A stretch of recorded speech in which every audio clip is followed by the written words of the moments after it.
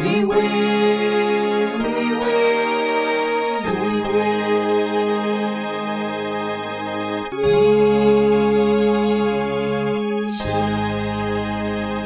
Saint Jésus-Christ, Saint Saint-Michel, Saint Éternel Dieu d'Abraham, d'Isaac et de Jacob, Saint Dieu du prophète Joseph Ochofa, Saint, que ton nom soit exalté, Amen, que ton nom soit magnifié, Amen, que ton nom soit glorifié de génération en génération, Amen.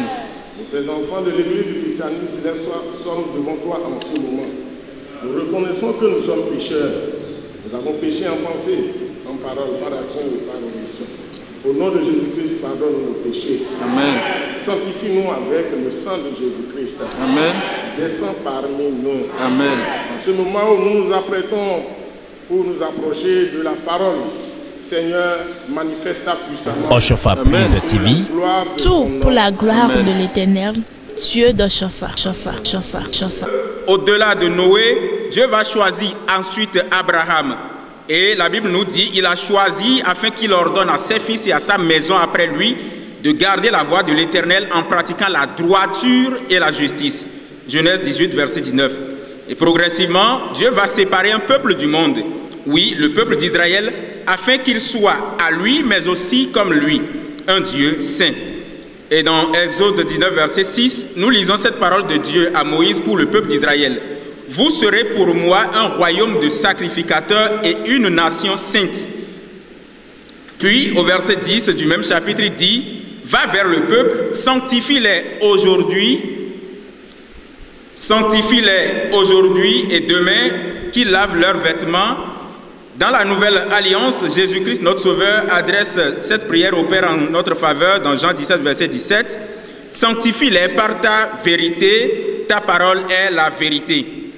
Et nous allons lire plus tard une ferme recommandation chrétienne dans Hébreux 12, verset 14. Recherchez la paix avec tous et la sanctification sans laquelle personne ne verra Dieu. Et la sanctification sans laquelle personne ne verra le Seigneur. Qu'est-ce donc que la sanctification? Voilà donc la communication, l'objet de la communication de ce jour. Et pour une bonne compréhension du thème, nous proposons d'aborder par l'assistance du Saint-Esprit le sens, les types, le but et les principes de la sanctification avec un clin d'œil à la sanctification dans l'Église du christianisme céleste.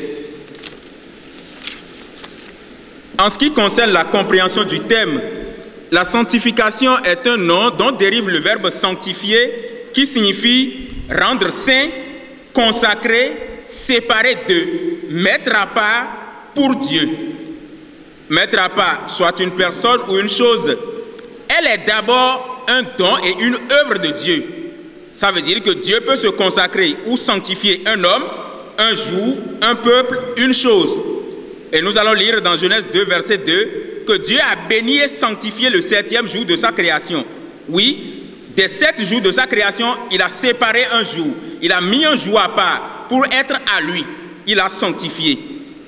Et c'est ainsi qu'il a également séparé la nation d'Israël du monde, des nations du monde, pour être à lui.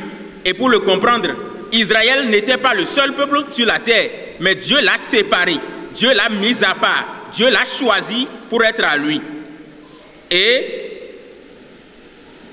cette séparation, cette mise à part du peuple d'Israël va être ensuite étendue à nous tous qui avons reçu Jésus-Christ. Par notre foi en Jésus-Christ, nous aussi, nous sommes faits enfants de Dieu à l'image de ce peuple d'Israël. Et nous allons voir dans 1 Pierre 1, versets 15 et 16, nous devons être saints à l'image de celui qui nous a appelés. De ce point de vue, la sanctification peut faire appel à la responsabilité personnelle de l'homme, même si notre vouloir et notre pouvoir ne viennent que de Dieu, puisque nous avons dit au départ que c'est d'abord un don et une œuvre de Dieu. Mais lorsque nous voyons dans la suite ce que dit 1 Pierre, nous allons comprendre que cela fait appel ensuite, alors en ce moment, à la responsabilité personnelle du chrétien. Cette responsabilité, nous la déclinons en 2 volets.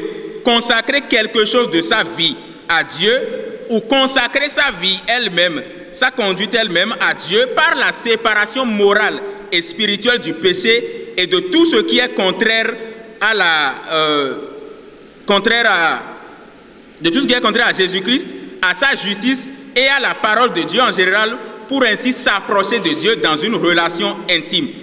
Et c'est un processus par lequel une personne refuse le péché dans sa vie, se laisse pénétrer par le Saint-Esprit pour que ses actions, ses pensées deviennent semblables à ceux de Jésus-Christ. Ce processus va aboutir à l'instauration, à la mise en place de cette relation dans laquelle Dieu devient désormais un véritable Père pour nous et nous autres, nous sommes ses fils. Et donc, la première relation qui avait été détruite par le péché va être restaurée. Voilà en bref ce que nous pouvons dire du sens de la sanctification. Et en résumé, ce que nous devons retenir principalement, c'est que la sanctification, c'est la séparation, c'est la mise à part pour Dieu. Alors, nous allons aborder les types de sanctification. Et ici, nous avons retenu 3 types de sanctification. La première, c'est la sanctification initiale ou positionnelle. La seconde ou la deuxième, la sanctification pratique ou progressive. Et la dernière, la sanctification finale ou définitive. Alors, pour ne pas être long, la sanctification initiale ou positionnelle, nous devons nous rappeler que par le péché originel, nous sommes donnés un statut de pécheur. Et par ce statut, on ne pouvait plus s'approcher de Dieu. D'ailleurs, nous-mêmes, nous avons commencé par nous éloigner de Dieu. Mais la sanctification initiale ou positionnelle est ce processus par lequel, cet acte par lequel, par notre foi, Dieu nous justifie. Par notre foi, en le sacrifice salvateur, en le sacrifice expiatoire de Jésus-Christ à la croix. Lorsque nous croyons en ce sacrifice, lorsque nous recevons Christ dans notre vie, eh bien, nous sommes vus désormais comme saints, comme justes devant Dieu. Quels que soient nos péchés par le passé, le jour où nous recevons Christ, eh bien, nous sommes devenus saints devant Dieu. Et Paul, dans Éphésiens 1, verset 1, en s'adressant aux chrétiens, va dire aux saints. Pas parce que ceux-là ne commettaient pas de faute, pas parce qu'ils n'avaient pas de péché, mais parce qu'en leur foi en Jésus-Christ, ils ont été déclarés justes devant Dieu. Et donc, brièvement, voilà ce que nous pouvons dire de la sanctification positionnelle. C'est une sanctification qui ne dépend que de notre position, notre statut en Christ. C'est une sanctification que nous avons obtenue gratuitement. Et donc, autant que nous sommes, à moins qu'on n'ait pas cru en Jésus-Christ, à moins qu'on n'ait pas reçu Jésus-Christ en nous. Sinon, tous ceux qui ont reçu Christ ont été lavés de leurs péchés, ont été purifiés du péché originel, et devant Dieu, ils sont saints. Devant Dieu, ils sont purs. Et la suite va nous montrer que cette sanctification, cette pureté dont nous parlons, ne veut pas dire que dans la suite de sa marche avec Christ, le chrétien peut faire n'importe quoi parce qu'il pense en se prévalant de ce que, oui, il avait été sanctifié, il avait été lavé. Donc voilà brièvement ce que nous pouvons dire sur la sanctification initiale. Pour ceux qui ont le document avec eux, ou ceux qui pourront la voir, ils pourront lire pour comprendre davantage, sinon pour découvrir davantage ce que nous y avons mis. La sanctification pratique ou progressive. Alors, nous osons dire que c'est la partie la plus dense de notre exposé, la partie qui touche beaucoup plus à chacun de nous, à la vie de tout chacun de nous, parce que c'est ce qui appelle à ce que nous avons appelé dans l'introduction la responsabilité du chrétien. C'est ce qui nous demande ce que nous avons à faire dans notre marche avec Christ. Puisque, si nous comprenons bien, la sanctification initiale n'avait en tout cas rien de notre part. En tout cas, nous n'avons rien fait si ce n'est que par la foi en Jésus-Christ. C'est Dieu qui nous sanctifie lui-même. Maintenant, quant à la sanctification pratique ou progressive, nous disons que cette sanctification, cette seconde, cette deuxième, est la fondamentale, est la démonstration, j'allais dire, de la première sanctification. Puisque en esprit, nous avons dit désormais, Dieu nous voit comme des saints, Dieu nous voit comme des justes. Mais il faut que dans la vie, que de façon pratique, nous puissions manifester cette sainteté. Puisque 2 Pierre 2, verset 22 nous dit, pas 2 Pierre 2, verset 22, j'allais dire 2 Pierre 2.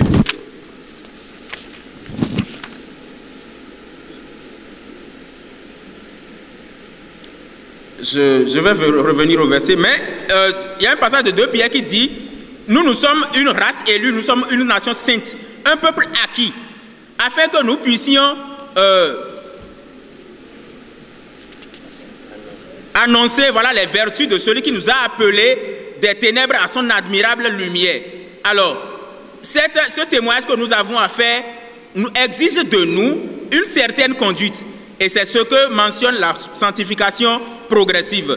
Alors, nous disons que cette sanctification progressive va consister pour le chrétien à vivre selon les vertus, selon les caractéristiques de sa nouvelle personnalité spirituelle. Puisque par la foi en Jésus-Christ, nous sommes devenus une nouvelle créature. Nous sommes nés de nouveau. Et donc l'homme né de nouveau doit vivre dans une nouvelle vie, doit abandonner ses anciennes manières de vie qui n'étaient pas conformes à Christ, qui n'étaient pas conformes à la Bible. 2 Pierre 2, 22 nous dit « Quiconque est né de Dieu ne pratique pas le péché parce que la semence de Dieu demeure en lui et il ne peut pécher parce qu'il est né de Dieu. » Donc, si nous sommes nés de Dieu, c'est que nous devons vivre maintenant sans péché. Nous devons faire l'effort de ne plus pratiquer le péché, de ne plus vivre au quotidien dans le péché. Et si du moins, si, en tout cas, par hasard, le péché venait à se faire voir dans notre vie, on devrait alors ressentir une certaine amertume pour avoir péché et aller rapidement devant Dieu pour demander la rémission de nos péchés.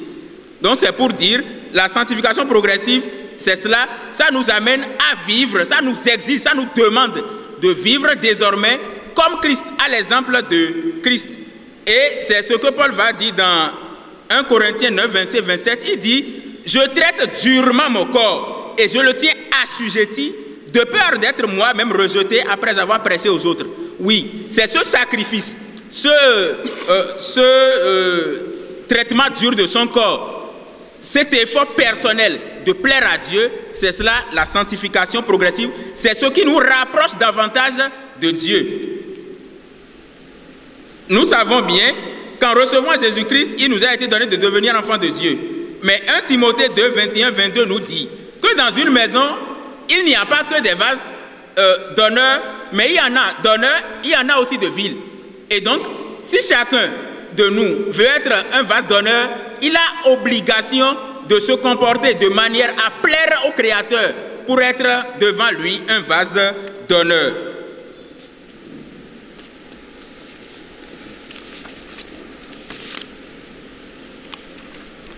Hébreux 12, verset 14 nous dit « Recherchez la paix avec tous et la sanctification sans laquelle personne ne verra le Seigneur. » Recherchez la paix avec tous et la sanctification sans laquelle personne ne verra le Seigneur.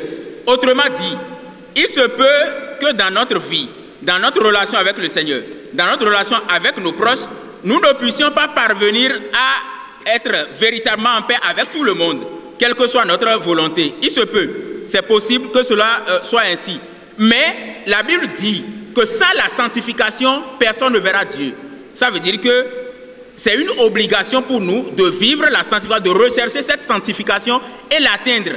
Parce que ça c'est présenté ici comme une condition sine qua non pour vivre en communion avec Dieu.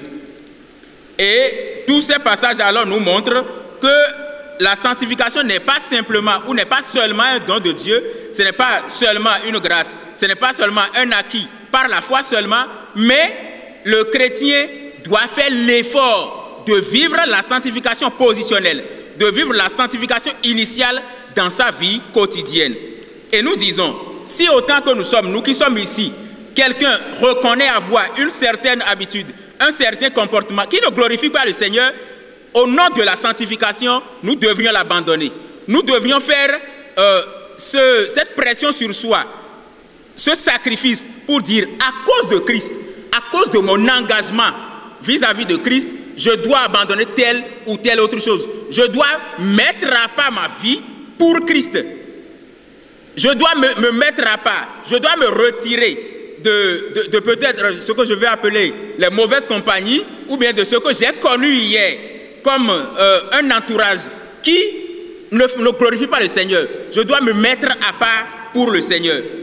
J'ai donné un exemple ici, je dis, je prends au hasard une prostituée, je dis, si une prostituée veut recevoir Christ, alors que c'est de ça qu'elle a toujours vécu, c'est ça qui la nourrit, mais elle est obligée d'abandonner son job pour venir à Christ parce qu'elle a choisi désormais d'offrir son corps à Christ. Donc pour cela, elle met à part son corps alors, elle met à part sa vie, elle sort de son groupe auquel elle a toujours appartenu pour être désormais à Christ. Et autant que nous sommes, si nous avons des péchés que nous appelons des péchés mignons, c'est le moment aujourd'hui de dire, ah Seigneur, je n'avais jamais compris, mais aujourd'hui je prends l'engagement d'abandonner tel ou tel autre comportement. Nous avons des péchés, nous avons des comportements.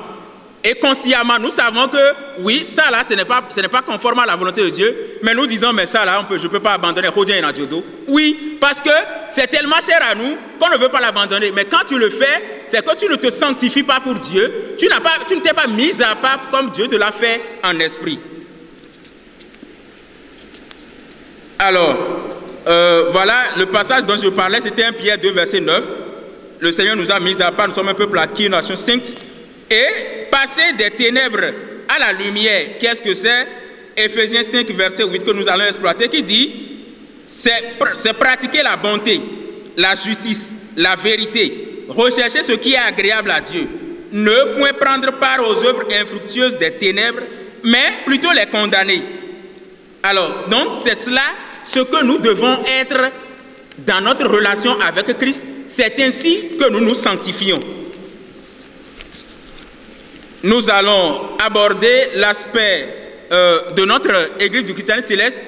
Ce n'est pas la sanctification dans notre Église céleste, mais un aspect qui aborde la sanctification dans notre Église du christianisme céleste. Autant que nous sommes, nous savons que nous avons des pratiques de purification qui nous conduisent vers la sanctification, qui contribuent à notre sanctification, à la sanctification des lieux de culte, à la sanctification de nos objets sacrés. Alors, ce que nous allons citer, nous pouvons citer par exemple le système d'ablution qui consiste souvent à poser des cuves d'eau à l'entrée de nos temples pour que chacun, en tout cas avant d'entrer dans le temple, on y met la main et qu'on s'en asperge pour se purifier d'une certaine souillure qu'on aurait sur soi en venant dans la maison de Dieu. Et nous pouvons voir l'illustration dans Exode 30, verset 17 à 21. Et d'aucuns nous diraient que nous ne sommes plus sous la loi, que nous sommes sous la grâce. Mais nous voudrons dire que Paul l'a observé en Jérusalem pendant qu'il devrait conduire 4 Juifs à offrir des offrandes. Quand on le lui a rappelé, eh bien, pour ne pas être en scandale pour ceux qui étaient là, il a observé. Et s'il l'a observé, je suis sûr que si c'était contraire à Jésus-Christ, Paul ne l'aurait pas fait.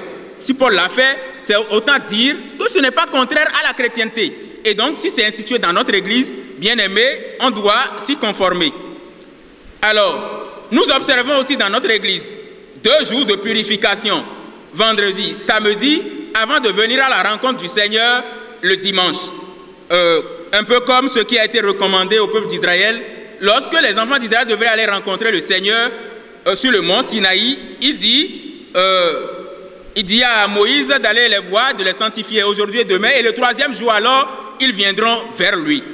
Alors, nous disons que ces pratiques, sinon cette pratique de sanctification du vendredi, du samedi et du dimanche, participe à la sanctification du jour, du 7e jour, du jour du repos que nous avons évoqué dans l'introduction. Lorsque tu mets à part le dimanche, tu mets à part le 7e jour pour Dieu. Mais je pense, je veux croire que ce serait bien qu'on puisse dire, à cause de ce jour où je veux aller rencontrer le Seigneur, je me prive de ces plaisirs sexuels, je me prive de ces plaisirs, de ces comportements qui auraient pu me souiller. Je pense que en tout cas, c'est normal, moi, à mon avis, et je veux croire que chacun de nous devrait pouvoir faire l'effort de se conformer à la chose.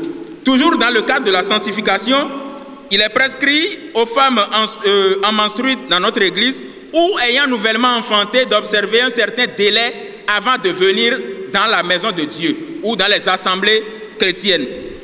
La femme qui est en période de menstruation restera 7 jours dans son impureté, après quoi elle lavera ses vêtements et son corps avec de l'eau bénite, puis elle pourra venir dans le temple de Dieu.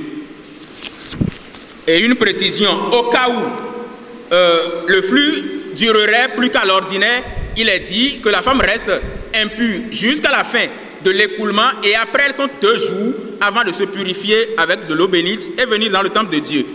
Quant à la femme qui accouche nouvellement, elle observe 41 jours, après quoi elle fait le même rituel de purification et pourrait venir dans la maison de Dieu. Nous pourrions lire Lévitique 12 et 15 pour voir un peu ce qui avait été ordonné au peuple d'Israël en la matière. Alors, un aspect important aussi de la chose, c'est ce qui aborde la question de l'impureté liée à un homme et une femme qui se mettent ensemble. Alors, par rapport à ce point, nous faisons d'abord une précision. La précision, c'est que cet acte, lorsqu'il a lieu entre des personnes qui ne sont pas unies par des liens de mariage, c'est de la fornication ou de l'adultère. Et là, c'est clair, c'est un péché. Vous n'êtes pas mariage, vous n'êtes pas épouse-époux, vous vous mettez ensemble, c'est de la fornication ou c'est de l'adultère si, entre-temps, quelqu'un avait un engagement ailleurs.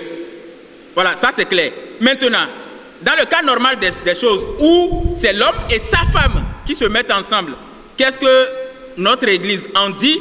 Ce que nous avons entendu, ce que nous avons appris de beaucoup de grands devanciers, dignitaires et anciens de l'Église, c'est que après l'acte, l'on reste dans son impureté pendant 24 heures et après, elle pourra faire le même rituel de sanctification que les femmes ont fait de l'autre côté pour se mettre en état de pureté.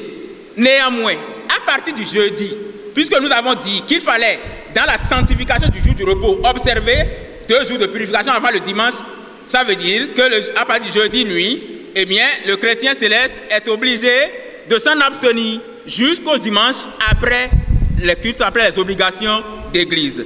Voilà ce que nous avons à dire. Maintenant, nous voudrions dire, pour finir cette partie,